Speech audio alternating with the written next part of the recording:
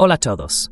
Hoy es martes 28 de julio de 2026 y nuestro querido amigo Carl Giacomo está aquí con nosotros.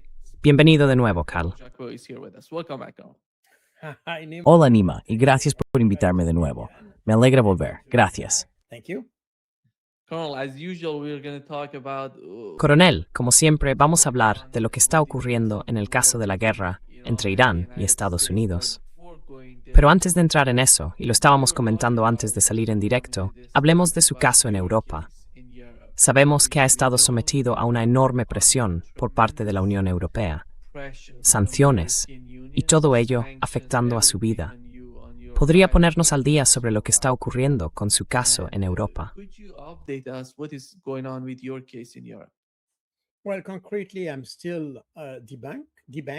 Bueno, en concreto, sigo sin acceso a la banca. Actualmente no tengo forma de acceder a ninguna cuenta bancaria. Por suerte, algunas personas me alimentan o me proporcionan comida porque no tengo manera de comprar nada mediante el acceso a una cuenta bancaria. Tengo algo de efectivo, pero nada más. Y en cuanto a las sanciones, sigo sin saber hasta cuándo se aplicarán. La paradoja, no la paradoja, sino la particularidad de estas sanciones es que no tienen límites. Se dice que son temporales, pero en realidad, formalmente, no tienen límite. A diferencia de una sentencia judicial, cuando eres no acusado, sino declarado culpable de algo y te sancionan, tienes una pena en función del error que hayas cometido.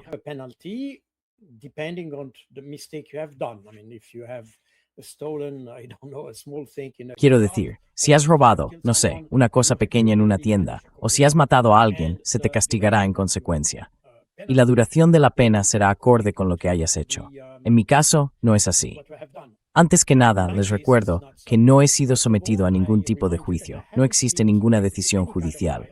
No he infringido ninguna norma ni ninguna ley en la Unión Europea. Quiero decir, ni siquiera en Europa, incluido mi país. De hecho, en mi país, esto es aún más evidente, porque en la Unión Europea fui condenado por mi libertad de expresión en relación con el conflicto en Ucrania.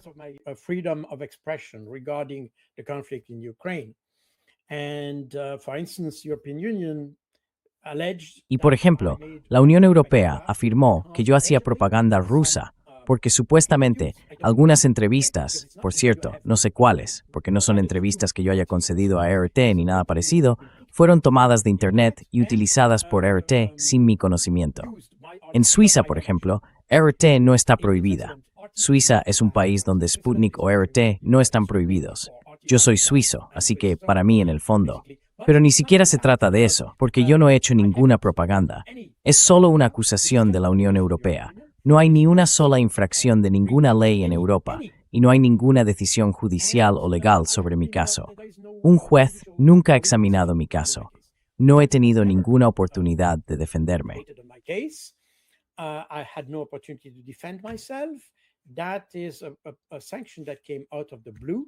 Esa es una sanción que ha salido de la nada y no tiene límites. Es decir, no es que me hayan sancionado durante un año, 6 meses o algo así. Es indefinida. Puede durar los próximos 20 años. No hay absolutamente ningún límite para eso. Y no, porque empezamos la conversación cuando me preguntaste si había estado en Suiza, ya que vivo en Bruselas, y también me preguntaste si había ido a Suiza de vacaciones. Pues no tengo permitido hacerlo. No tengo permitido volver a mi propio país ni salir de Bélgica. Y si saliera de Bélgica, mi caso pasaría a ser un caso penal. Porque ahora no tengo ningún... Como he dicho, no hay una sentencia penal, ni un tribunal penal, ni nadie que haya tomado esa decisión.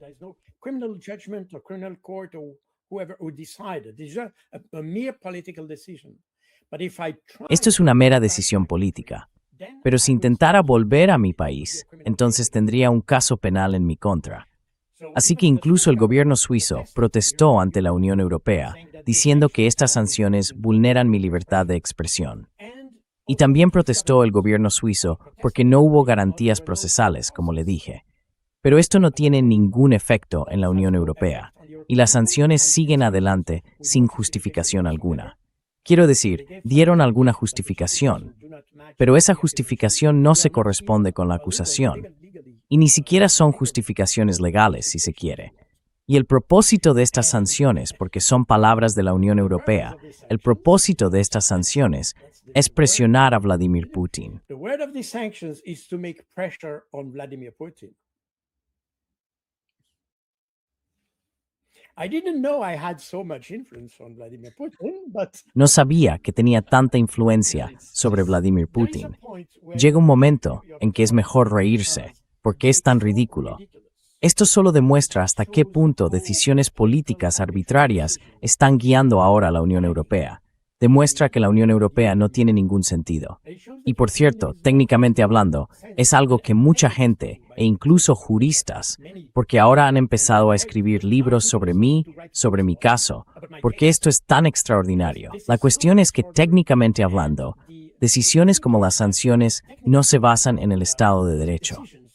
El Estado de Derecho, en decisiones políticas, se ring to liegi. law means that the political decision is ruled by law. You cannot, if you have a law as a framework, and you Puedes hacerlo si tienes una ley como marco y tomas tu decisión política dentro de ese marco. La Unión Europea es exactamente lo contrario. No es un Estado de Derecho, porque la política define la ley. No es la ley la que define la política. Es la política la que define la ley. Esta es exactamente la definición de dictadura. Y esa es la razón por la que ahora la gente, si busca en Internet, puede verme con esas gafas negras y una cuerda alrededor del cuello. Tomé esta imagen de una película de principios de los años 70, realizada por Costa Gavras, sobre el proceso de Praga en los años 50. Era exactamente la misma situación, pero llevada a cabo por el Partido Comunista en la Checoslovaquia de entonces. by the Communist Party in Czechoslovakia at that time. And they made a movie of that with very famous French. E hicieron una película sobre eso, con un actor francés muy famoso, Yves Montand, que en su día fue un actor muy conocido. Y el cartel de esa película se parecía exactamente a mí ahora. Y he reproducido ese cartel. Te enviaré una copia. Voy a reproducir ese cartel con mi cabeza, porque estoy exactamente en la misma situación que durante el proceso de Praga, cuando en realidad no acusas a la gente de delitos que haya cometido. Simplemente inventas un delito para castigarla. Y eso es exactamente donde estamos. Estamos exactamente en la misma situación. Estamos viviendo una especie de sovietización de Europa. We are in a kind of Sovietization of the Europe now. This is exactly the symbol of. I'm exactly the symbol. Esto es exactamente el símbolo de esta sovietización de Europa en esta etapa. Así que esta es la situación. Estamos trabajando en el caso con mis abogados. Y de nuevo, como he dicho, dado que no es una decisión judicial, no cabe recurso en ese sentido. De hecho, tenemos que acudir al Tribunal de Justicia de la Unión Europea y convencerlo de que la Comisión Europea ha hecho algo mal. Ya sabe, esta es la situación en la que estamos. Veremos cómo avanza, pero va muy lento. Sí, como ha mencionado, es puramente político. No tiene nada que ver con la ley. Con la ley, no hay ningún juez ni ningún tribunal que haya decidido sobre mi destino. No court that has decided on my fate. Por eso es tan difícil. Es muy difícil ir en contra de ello. Exactamente. Increíble, coronel Sko. Es increíble. I hope everybody who's watching this and hearing this Espero que todos los que estén viendo y escuchando esto entiendan que esto es simplemente, ya sabes, por ti. Recuerdo cuando empezó toda esta locura. Y que siga así. Es como ya sabes, cómo puede la gente de todo el mundo. Sé que nuestra audiencia, cada vez que hablamos de tu caso, siente muchísimo por ti, por lo que está pasando con tu caso en Europa. Por desgracia es como una isla. Unfortunately, I know. Europe is somehow I some sort of have- island.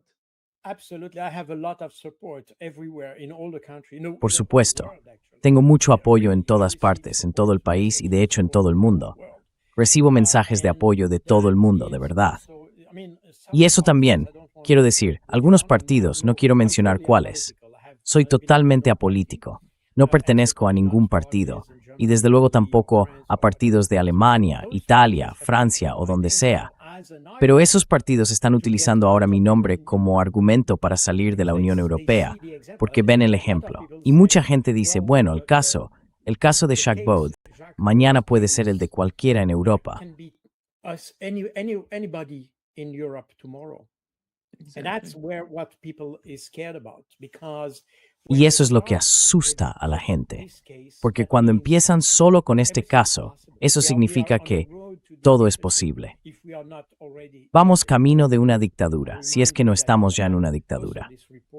Les recuerdo que también tuvieron ese informe del Senado, creo que era el Senado de Estados Unidos, sobre la Unión Europea, la desaparición de la libertad de expresión en la Unión Europea y también las injerencias de la Unión Europea en algunos países. Así que tenemos esta especie de comportamiento propio de una dictadura por parte de la Unión Europea. Es increíble.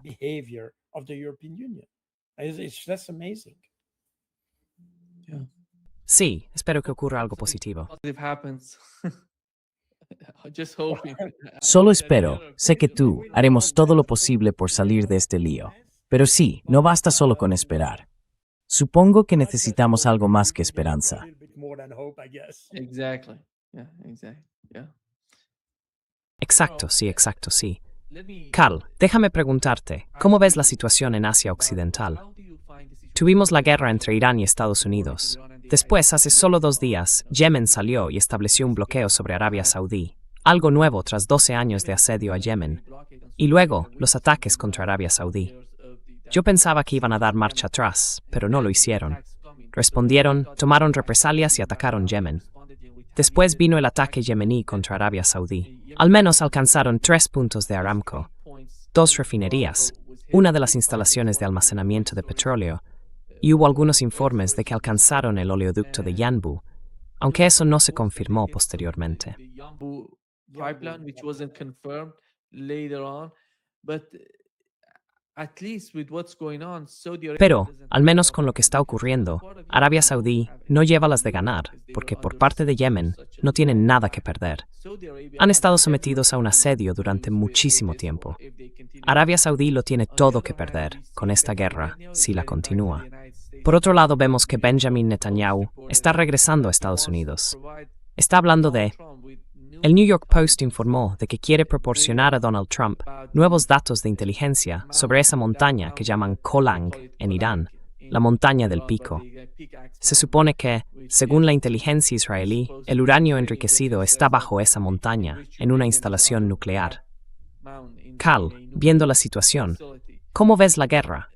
Si suponemos que Benjamin Netanyahu está pidiendo a Donald Trump que continúe la guerra, ¿es una opción viable para Donald Trump, teniendo en cuenta lo que está ocurriendo? Is that a viable choice for Donald Trump, considering what's going on? Bueno, la respuesta corta es que todo el mundo sabe que no es viable. Sabemos que Estados Unidos ya se encuentra en una situación muy tensa en lo relativo al suministro de armas y a la logística. Y no solo eso, también hay un problema de mera logística operativa, si se quiere.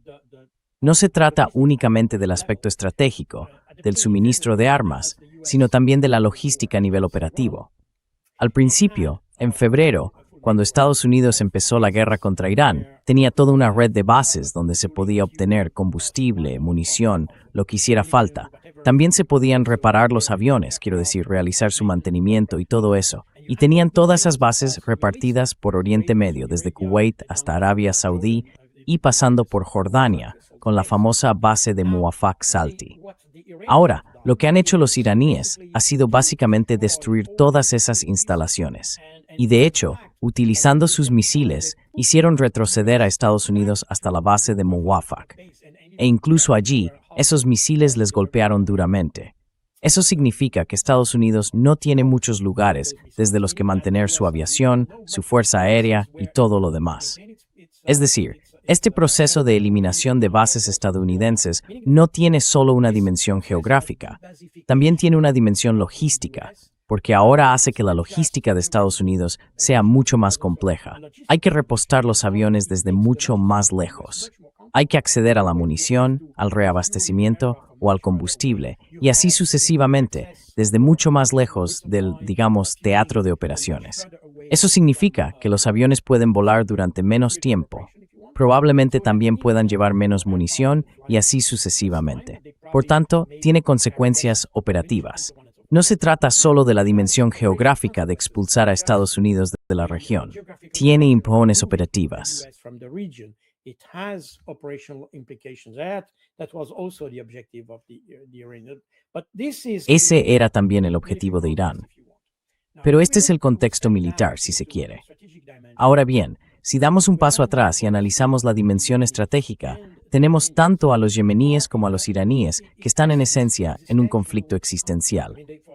Quiero decir que, para ellos, es una guerra existencial. Eso significa que no tienen nada que perder, porque saben que tanto Israel como Estados Unidos quieren destruirlos, en particular a Irán.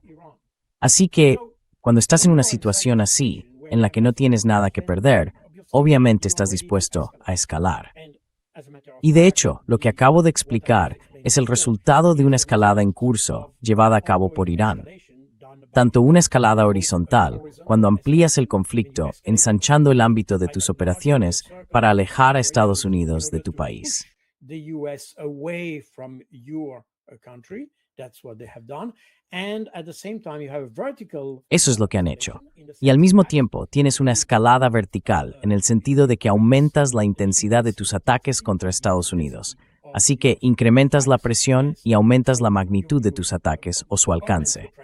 Y eso es lo que, por cierto, los iraníes llaman la escalada incondicional. Es un principio doctrinal de Irán, esta escalada incondicional. Y eso es exactamente lo que están haciendo. Y funciona. Pero, por supuesto, llega un punto, y estamos llegando ahora a ese punto en el que los estadounidenses tienen que reaccionar. ¿Y cómo pueden reaccionar? Realmente no pueden escalar el conflicto, porque quiero decir, obviamente podrían recurrir a la bomba nuclear o a cosas así, pero no creo que quieran hacerlo en esta fase, al menos. But I don't think they want to do that at this stage, at least. So we are not in that. Así que, de momento, no estamos en ese tipo de situación. Pero por supuesto probablemente puedan aumentar el número de ataques, la potencia de las bombas y cosas así. Pero como sabemos, y como expliqué antes, cada vez les resulta más difícil. Podría ser que Netanyahu haya pedido tropas terrestres, botas sobre el terreno. Y eso es lo que se sugiere con esto. Quiero decir, hemos hablado de esta posible operación contra la montaña Pico. Me cuesta pronunciarlo. Y mi opinión es que para Israel no se trata de tomar esta montaña. La idea de Netanyahu es meter el pie en la puerta, por decirlo así, y tener una fuerza terrestre. Entonces Estados Unidos se vería atrapado en eso. Porque incluso en el mejor de los casos, ¿qué se puede conseguir con eso? What can you reach with that?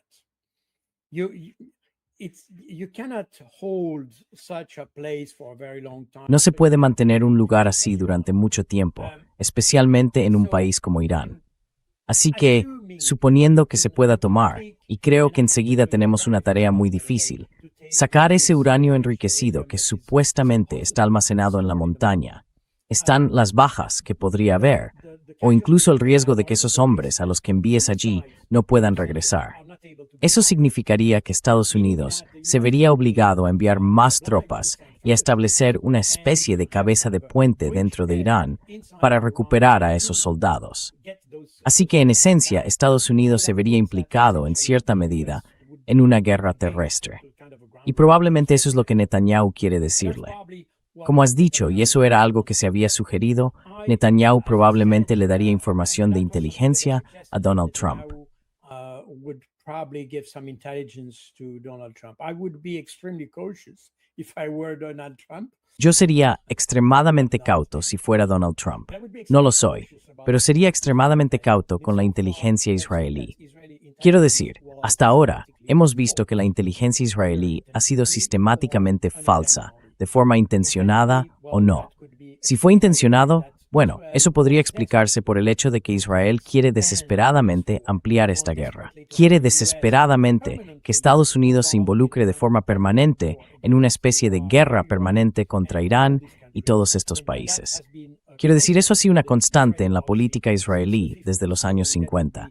Así que tendría sentido difundir algún tipo de desinformación, atraer a Estados Unidos hacia una operación muy, digamos, jugosa. Y de hecho, Netanyahu consiguió hacerlo en febrero porque todos los presidentes estadounidenses anteriores no cayeron en la trampa. Solo Trump cayó en esa trampa. Trump fell in that trap. All the others refused to engage Iran. Todos los demás se negaron a enfrentarse a Irán, pese a las peticiones de Netanyahu. Puede volver a caer en esta trampa porque necesita lograr un éxito. Necesita demostrar que lo que ha hecho hasta ahora está dando algún fruto, y por tanto, puede sentirse atraído por la perspectiva de ese éxito. El problema es que incluso si asumimos que los israelíes no quieren atraer deliberadamente a Estados Unidos, yo sería extremadamente cauteloso con su inteligencia. Israel es un país, y para la mayoría de la gente, quienes no conocen el trabajo de inteligencia, quienes no han estado en el mundo de la inteligencia, quienes no se han enfrentado a la vertiente analítica de las operaciones de inteligencia, existe la sensación, y eso se puede leer en muchos artículos de prensa, de que Israel tiene la mejor inteligencia del mundo.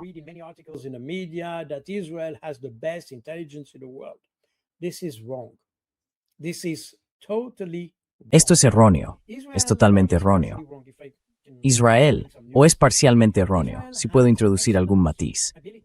Israel tiene una capacidad excelente para detectar a personas a las que califican de terroristas, y si quieren encontrar a alguien, sin duda encontrarán a esa persona. Este es el tipo de inteligencia de seguridad, o inteligencia para matar. Son capaces de hacerlo. Cuando se trata de evaluar la amenaza, de evaluar a sus vecinos, de evaluar las capacidades de sus vecinos, e incluso, por cierto, del resto del mundo, esta es probablemente la peor inteligencia del mundo. Y por una razón muy sencilla. Esto es algo que no te puedes permitir cuando eres una organización de inteligencia.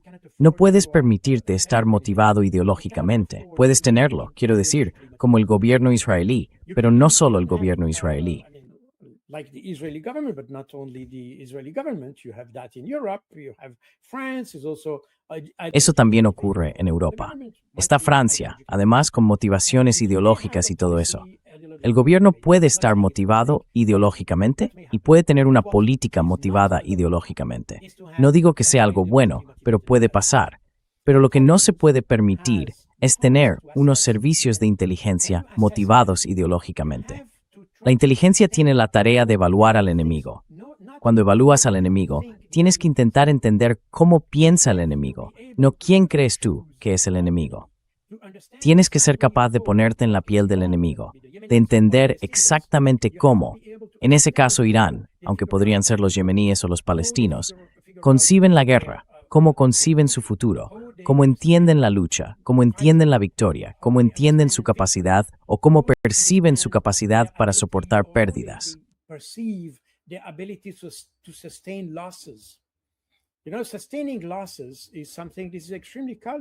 Sabes, soportar bajas es algo profundamente cultural. Si entras, quiero decir, si miras por ejemplo la guerra que tenemos ahora con Irán, tienes no sé cuántas, y probablemente la cifra esté muy subestimada, pero aún así, digamos que tienes unas 50 muertes en Estados Unidos. En mi opinión, probablemente sean muchas más, pero no lo sé. Supongamos que son 50. Para Estados Unidos ya es un problema, 50 personas. Ahora compáralo con el número de muertes que ha habido en Irán hasta ahora. Ya son miles. Con Hezbollah ocurre exactamente lo mismo. Hemos visto lo mismo con los palestinos. Pueden soportar muchas más bajas que los israelíes.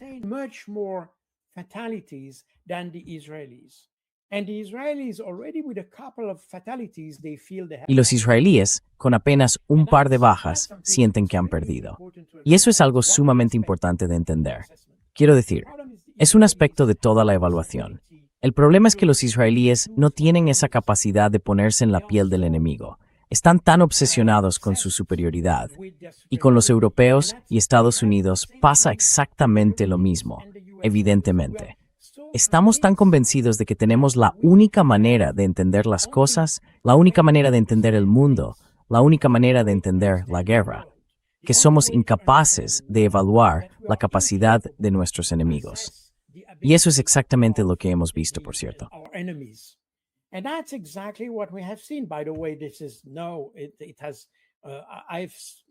He escrito sobre ello en mi libro acerca del 7 de octubre de 2023, la Operación Inundación de Al-Aqsa, pero también lo he escrito en muchos libros.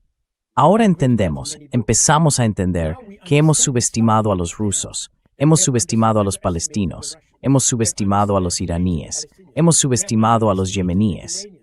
Siempre cometemos el mismo error. Y sabemos que esto no es nuevo, pero repetimos ese error. Seguimos convenciéndonos de que nuestros enemigos son más débiles de lo que pensamos y de que tenemos derecho o no derecho, pero sí somos capaces de lograr algún tipo de resultado, o quizá incluso una victoria, aunque no seamos capaces de definir qué es la victoria. Even if we are not able to define victory. And that's very true, and especially true with Y eso es muy cierto, especialmente en el caso de la inteligencia israelí. Es algo que, y puede que esto sorprenda a mucha gente, en mi vida profesional he trabajado con todos los servicios de inteligencia occidentales. Y hemos trabajado juntos, hemos intercambiado análisis sobre la situación. Sé qué servicio es mejor que otros en materia de análisis. Y no se engañen, Estados Unidos, especialmente la CIA, por poner un ejemplo, aunque no solo la CIA, también la IA, tiene una capacidad muy sólida para evaluar correctamente a sus adversarios.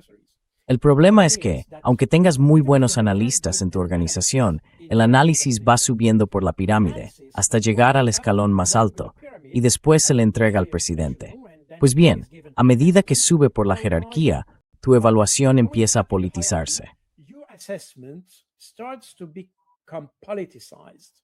And even if at the very bottom of the pyramid, Y aunque en la base misma de la pirámide tuvieras a un analista excelente haciendo una evaluación muy buena de la situación, cuando llega a los niveles más altos, todo esto se ha distorsionado por completo, porque ni siquiera nos atrevemos a decirle al presidente que fue un error, que subestimamos al enemigo y cosas así. Y eso es algo que, por cierto, también está saliendo a la luz en Estados Unidos, por ejemplo. En Israel es un poco distinto, porque la organización es mucho más. Digamos que la sociedad israelí es una sociedad muy horizontal, es una sociedad muy informal, muy parecida a lo que podemos encontrar en Suiza. Pero en Suiza no tenemos la misma ideología, afortunadamente. But in Switzerland, we don't have the same ideology, fortunately. But it's a society that is extremely informal. Pero es una sociedad extremadamente informal, donde ese efecto de pirámide o de jerarquía de tu inteligencia no funciona exactamente como puede funcionar, por ejemplo en Francia, Estados Unidos o el Reino Unido. Y eso significa que el problema, especialmente en Israel, es que toda la pirámide está sesgada ideológicamente. Por eso están tan convencidos de su propia superioridad que no pueden aceptar la mera idea de que sus enemigos, es decir, los iraníes, los palestinos, Hezbollah, quien sea, puedan ser más fuertes que ellos, o tener una voluntad de luchar mejor o digamos más firme que la que tenemos en Occidente. Willingness to fight than we have in the West. So that's why I would be extremely cautious. Por eso sería extremadamente prudente con un informe de Netanyahu, porque, como hemos visto, recuerden cuando surgieron esas afirmaciones de Netanyahu diciendo que tenía información de inteligencia. Fue también en 2012 en la Asamblea General de la ONU, cuando dijo que los iraníes estaban a semanas de tener una bomba nuclear. A semanas. Y desde entonces, repetidamente, la inteligencia estadounidense ha dicho que Irán no tiene ninguna bomba nuclear. Pues bien, hoy siguen combatiendo, supuestamente, por la bomba nuclear. Así que no se entiende nada. En fin, la inteligencia israelí no es inteligencia de verdad, en ese sentido, y es extremadamente deficiente en términos de análisis. And they are extremely poor in terms of analysis. That was, by the way, acknowledged by several. Eso fue reconocido, por cierto, por varias comisiones en Israel, especialmente después de la guerra de 1973, la guerra de 1982 y después la guerra del Líbano de 2006. Allí, bueno, los israelíes causaron mucha destrucción, pero en realidad fueron derrotados. Y eso fue reconocido dentro del estamento militar israelí. Por eso crearon comisiones para evaluar el trabajo de inteligencia. Y lo que acabo de decirles, este sesgo en el análisis de inteligencia en Israel no es solo una valoración mía, es también una valoración que hicieron los propios israelíes. Y eso es lo extraordinario. Nunca han conseguido corregirlo. Never been able to correct that. they repeatedly make the same mistake. And Cometen el mismo error una y otra vez. Y eso se explica por lo que acabo de decirte. Tienen una base ideológica extremadamente fuerte en todo el ejército israelí y especialmente en los servicios de inteligencia. Y esa es también la razón por la que se equivocan sistemáticamente en el análisis estratégico. Puede que sean muy buenos identificando a palestinos concretos o a dirigentes de Hamas. Puede que tengan una gran capacidad para localizarlos y al final matarlos. Esa es su especialidad. Pero eso sigue siendo en esencia algo extremadamente táctico, si se quiere, desde la perspectiva de la inteligencia. Cuando se trata de una valoración realmente estratégica e incluso operativa, son extremadamente malos. Por eso no se fíen de las valoraciones de inteligencia, de las valoraciones de la inteligencia israelí. Ese sería mi consejo. Israeli intelligence assessment. That would be my advice. Yeah, yeah. Carl, do you Sí, think that Shak, ¿crees que Zelensky? Hubo un ataque ucraniano contra un carguero iraní que iba de Rusia a Irán, y Zelensky lo atacó? Dijo que su argumento era que Irán nos estaba atacando porque proporcionaba drones a Rusia y Corea del Norte igual. Ayudaron a Rusia durante la guerra. Así que básicamente están en guerra con nosotros. Respondimos a eso. ¿Pero crees que Zelensky se ve, de algún modo, aislado?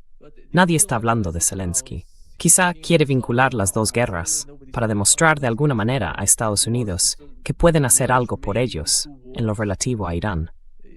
¿Cuál es tu interpretación del ataque? When it comes to Iran, what is your understanding of the attack?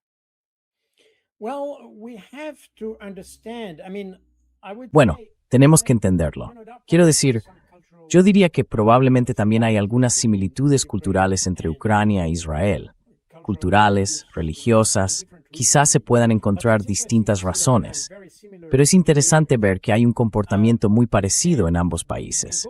Y eso fue de hecho lo que inició la guerra en Irán, esta idea de Israel de que debía expandir o implicar a otros países en el conflicto israelo-iraní. Y tenemos algo muy similar ocurriendo con Ucrania. Y por cierto, no es nuevo. Ha habido varios intentos y todo este asunto de los drones, y ya saben, este supuesto ataque con drones en Polonia, presuntamente llevado a cabo por drones rusos. by allegedly Russian drones and also against Romania. Y también contra Rumanía, donde probablemente, quiero decir, muy probablemente, según genahataciones, creo yo, razonables, se trata de algún tipo de ataques de falsa bandera para involucrar a más países en el conflicto, porque Ucrania, y Zelensky en particular, se da cuenta de que no tienen suficiente gente. Quiero decir, saben que no están ganando la guerra, lo saben. Puede que estén perdiendo poco a poco, si se quiere, o que los rusos estén ganando poco a poco. Se puede expresar de las dos maneras, pero el movimiento va en una dirección. Está muy claro, y Zelensky lo sabe, y según él, no hay otra opción para resolver el problema que involucrar a otros países, especialmente a Estados Unidos, aunque no solo a Estados Unidos. Y esta idea de adoptar a Irán como enemigo, como un enemigo adicional, es una buena forma de mostrar que Ucrania y Estados Unidos tienen el mismo enemigo. Things insensible para que Estados Unidos odie a Ucrania. In order to create an incentive for the US to support Ukraine. And it goes further as that because Y va más allá de eso, porque el asesor de seguridad nacional iraquí, el señor Al-Araji, dijo recientemente que hay células operativas ucranianas clandestinas activas en Irak para atacar instalaciones iraquíes, para llevar a cabo algún tipo de ataques de falsa bandera contra Irak y culpar a otras facciones. Porque como sabe, Irak es un país que, desde el punto de vista religioso, es aproximadamente entre un 60 y un 65% chií. Eso significa que esos grupos de resistencia que hay en Irak están luchando por su cuenta contra la presencia extranjera, porque todavía hay presencia estadounidense y hay militares franceses allí. De hecho, uno murió en marzo, creo que a principios de marzo, en un ataque contra alguna base clandestina donde los franceses están entrenando a kurdos para atacar a Irán. where the French are training Kurds to attack Iran. So, you have all these foreign. Así que ya sabe, todos estos países extranjeros están activos allí. Y estos grupos de resistencia chiíes en Irak están luchando contra la presencia extranjera. y los ucranianos están llevando a cabo algún tipo de ataque de falsa bandera para culpar aún más a estos grupos chiíes que supuestamente son tropas respaldadas por Irán. En realidad, son iraquíes que luchan por su propia libertad. Se resisten a una presencia extranjera. Quiero decir, Estados Unidos, los británicos y los franceses no tienen ningún motivo para estar allí. No hay absolutamente ningún motivo. Así que los ucranianos están jugando este juego. Y quizás recuerde que los ucranianos también actuaron en Siria. Apoyaron el ascenso de Ahmed al-Sharaa o Mohammed al-Julani. Ya hablamos de eso hace un año o más. We have discussed that already 1 year ago or more. And this was supported by Ukrainian. Y esto contó con el apoyo de operativos ucranianos. También tuvimos operativos ucranianos activos en Sudán, apoyando a las fuerzas de los Emiratos Árabes Unidos, y en Malí, apoyando a movimientos yihadistas contra el gobierno de Malí, y apoyando a los franceses, por cierto. Así que se ve que Ucrania está intentando, quiero decir, no tiene absolutamente ningún interés histórico en Sudán, en Malí, ni en esos países, ni siquiera en Irak. En esencia, no se juega nada allí, pero intenta apoyar a sus aliados occidentales en esos países para obtener su apoyo como contraprestación, si se quiere, para conseguir apoyo occidental en Ucrania. Es una forma de impulsar la idea de internacionalizar el conflicto en Ucrania. Of an internationalization, of the conflict in Ukraine. And that's the danger of. Y ese es el peligro de una situación así, que Ucrania está perdiendo. Y ya sabe, este es siempre el momento más peligroso cuando un país está perdiendo, porque es propenso a tomar medidas desesperadas. Y eso es exactamente lo que estamos viendo aquí con Ucrania. Así que Ucrania, y lo mismo ocurre con Israel, está intentando algún tipo de escalada internacional del conflicto, si se quiere. Y eso es muy peligroso porque ahora, en Occidente en general, y en Estados Unidos en particular, ya lo hemos hablado, y lo mismo ocurre en Europa, tenemos gobiernos débiles. In Europe, we have weak governments. We have governments that are looking for some kind of. Tenemos gobiernos que buscan algún tipo de éxito exterior porque están fracasando en el ámbito interno, por así decirlo. En política social, en política interior, quiero decir, en cuestiones sociales o económicas y cosas así. Por esa razón, necesitan lograr algún tipo de éxito. Y esa es la razón por la que Macron y otros están intentando llevar a cabo determinadas acciones y apoyar el trabajo clandestino incluso de movimientos yihadistas en Malí y contra Níger y cosas de este tipo. Son maniobras desesperadas de países que en esencia están fracasando en todas partes. Y tenemos exactamente lo que está ocurriendo en Ucrania. And we have exactly what's happening in Ukraine. Now we see that Ukraine has been. Ahora vemos que Ucrania ha atravesado una especie de turbulencia interna en lo que respecta al liderazgo militar, con el cambio del ministro de Defensa, del comandante de las fuerzas terrestres, de las fuerzas del ejército y cosas así. Y eso no es una señal de éxito. Si tienes éxito, no necesitas cambiar de equipo. Eso significa que estamos en una situación en la que buscan algún tipo de éxito, y puede que se vean empujados a alguna medida desesperada. Y ahí es exactamente donde estamos. Y quiero decir, Irán dijo que respondería a la destrucción de este buque de carga en el Mar Caspio. No sé exactamente cómo responderá Irán a eso, pero podría responder contra esos grupos ucranianos que tienen en Irak, por ejemplo. But they may respond on these Ukrainian groups that you have in Iraq, for instance. It may not be a missile over. Puede que no sea un misil hacia Kiev ni algo así. Podría ser algo diferente. No lo sé. Y confío más en la lógica y la racionalidad de la respuesta iraní que en las acciones de los ucranianos. Quiero decir de nuevo, cuando uno observa simplemente el comportamiento de las partes en guerra, vemos que Irán se comporta como un ganador, no como un perdedor. Tiene una estrategia coherente, sigue una línea muy coherente. Lo que hace se explica a través de una doctrina, de lo que expliqué antes en este programa. Hay un enfoque doctrinal de la guerra muy sistemático y, digamos, racional. Mientras que cuando se observa el lado estadounidense o israelí, hay algo que parece extremadamente caótico. You have something that seems extremely chaotic. they respond on just on what Responden simplemente a lo que está ocurriendo. No parece que tengan una estrategia real. Y por cierto, esto no es nuevo. Hemos hablado muchas veces del conflicto en Irán, pero tuvimos exactamente lo mismo, por cierto, con Israel y los palestinos, con los israelíes y Hezbollah. Vemos que no podemos identificar una estrategia en la forma de abordar estas situaciones. Es un enfoque táctico de la guerra. Eso significa que respondes con una dinámica de ojo por ojo, pero no es algo que pueda explicarse mediante una estrategia racional a largo o medio plazo. Y ahí es donde fracasamos.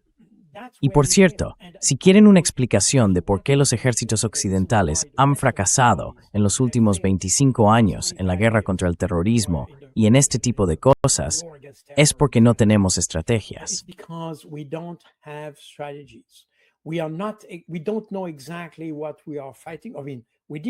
No sabíamos exactamente por qué estábamos luchando. Quiero decir, no sabíamos por qué luchábamos. No sabíamos exactamente contra quién luchábamos y, por tanto, no teníamos estrategia. Tuvimos guerras libradas a nivel táctico y hace 2500 años Sun Tzu dijo que la táctica sin estrategia no es más que ruido antes de la derrota. Y exactamente ahí es donde estamos. Y eso es exactamente lo que están viendo en Irán. Atacaron a Irán no basándose en una evaluación adecuada de las capacidades iraníes, sino en una enorme subestimación del potencial iraní. Una enorme subestimación de la capacidad del pueblo iraní para sostener una guerra. Una enorme subestimación de la capacidad del gobierno iraní para lograr algún tipo de unidad nacional frente a un enemigo.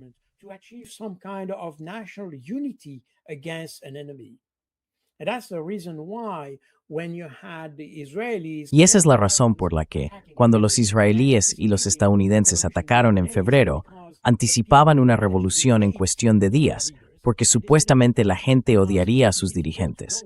Y eso no ocurrió, porque si no conoces a tu enemigo, entonces, por supuesto, todo el planteamiento de tu guerra es erróneo, porque estás atacando al enemigo equivocado, por decirlo de alguna manera. Está en Irán, pero no es el tipo de enemigo que esperas vencer muy rápidamente. Es más resistente de lo que esperabas, y no hay respuesta para eso. También podemos ver que si observamos el tipo de objetivos que Estados Unidos e Israel atacaron, al principio, a finales de febrero y comienzos de marzo, tenían una serie de objetivos militares y atacaron esos objetivos.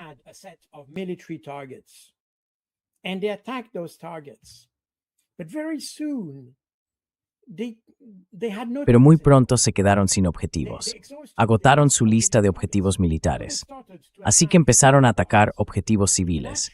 Y eso demuestra exactamente lo que decíamos antes. Esperaban un resultado más rápido del que se produjo. Y por tanto, pensaron que el conjunto de objetivos que habían identificado sería suficiente para lograr la victoria. Pero después de haber destruido supuestamente esos objetivos, no tuvieron ningún éxito. Así que tuvieron que pasar a otros tipos de objetivos, que son esencialmente civiles. Y eso también expresa una ausencia total de una estrategia sólida. Y eso es exactamente, tenemos este problema en Occidente. Hemos perdido el sentido de lo que los rusos llaman el arte operacional.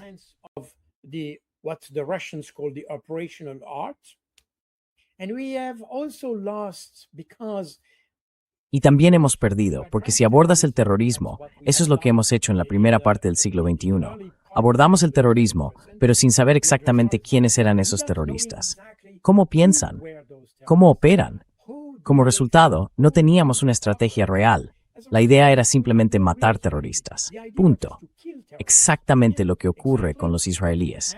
Matan terroristas. Matas terroristas, pero no eliminas el terrorismo. Y esa es exactamente la clase de paradoja en la que estamos. Pero el efecto sobre el pensamiento militar en Occidente fue que la estrategia quedó de alguna manera relegada, lo mismo que el arte operacional.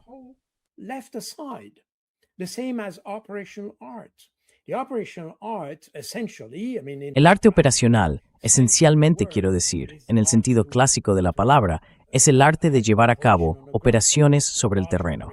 Es decir, grandes operaciones con tanques, aviones y operaciones de armas combinadas y cosas por el estilo.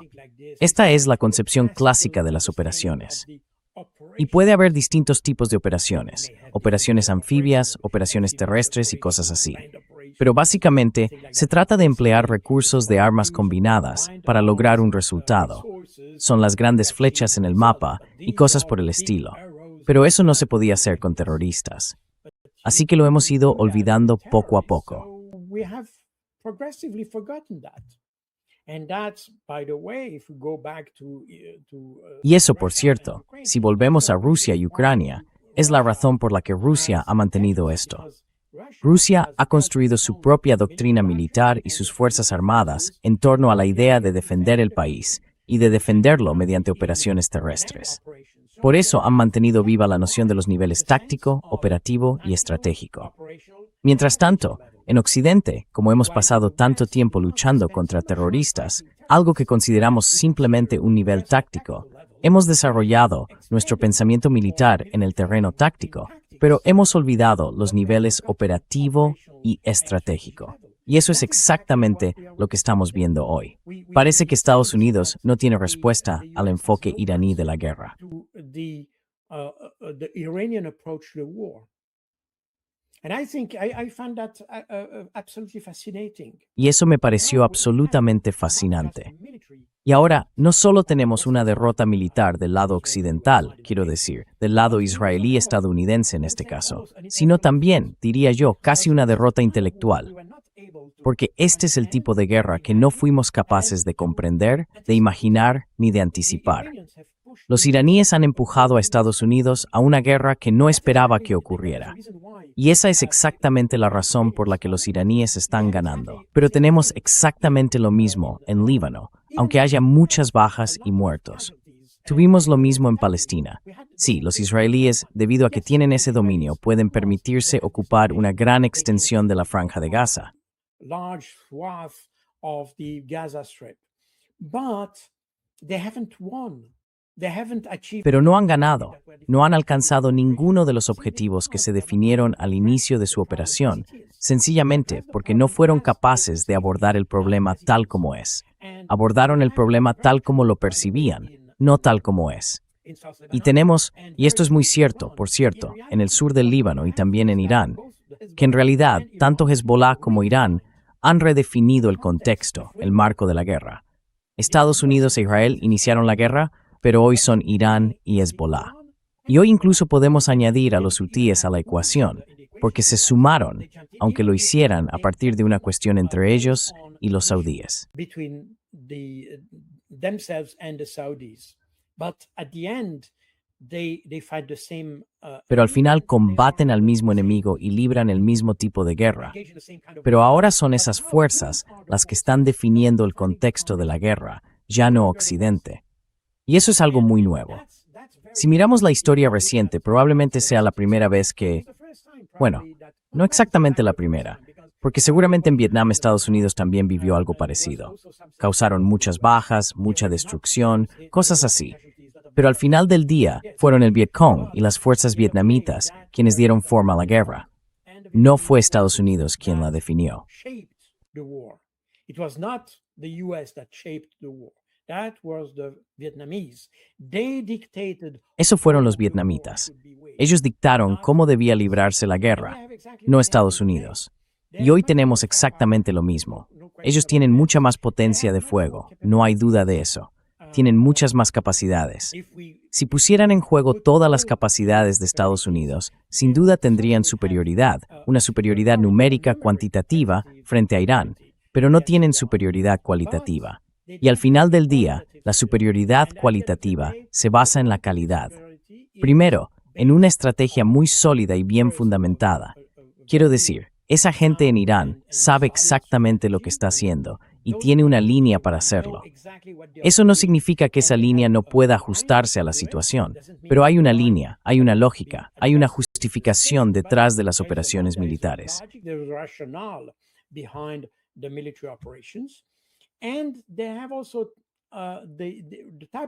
Y también tienen un tipo de armamento que Estados Unidos realmente no esperaba. Es la primera vez que Estados Unidos se enfrenta a misiles. Quiero decir, miren las guerras de los últimos 25 años. Se enfrentaban a gente con Kalashnikovs, o incluso peor. En Afganistán había fusiles Lee Enfield. Ese era el tipo de enemigos que tenían, con por supuesto artefactos explosivos improvisados, bombas en carretera y cosas así. De acuerdo, está bien, pero eran armas de un nivel muy táctico.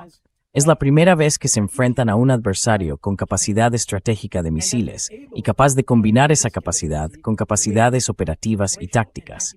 Hasta ahora, como los iraníes lograron alejar a Estados Unidos de Irán, pueden limitarse a esos misiles. They can stick to these missiles, but would the US engage in some kind Pero si implicaría a Estados Unidos en algún tipo de operación en el monte Pickaxe, o en cosas así, o en la isla de Harg, o... Ya sabe, en las últimas semanas se han mencionado varios escenarios. ¿Se implicaría a Estados Unidos en algo así? Entonces probablemente se enfrentarían a los combatientes, me refiero a la dimensión operativa. Y eso es algo a lo que Estados Unidos no ha podido enfrentarse con éxito hasta ahora. Así que ahí es donde estamos. Y creo que de nuevo, no sé qué le dirá Netanyahu a Trump. Puede que hablen y probablemente Netanyahu trate de convencer a Trump de implicarse más en la guerra. Mi consejo, si me lo pidieran, sería, Trump, no sigas por ese camino. No sigas por ese camino. Creo que sería un error. Y de hecho, ¿sería prudente Trump? De nuevo, es una pregunta abierta. Más le vale retirarse antes de que sea demasiado tarde. Cuanto más espere, más dura será la derrota. the more he waits, the stronger will be the defeat. Sí, muchísimas gracias, Carl, por estar hoy con nosotros. Thank you so much, Ha sido un Carl, gran for placer, being como with siempre. us today. Great pleasure, as always. Well, that Bueno, was ha sido un very- placer. Thank you Muchas very gracias por much. invitarme. Gracias. Thank you.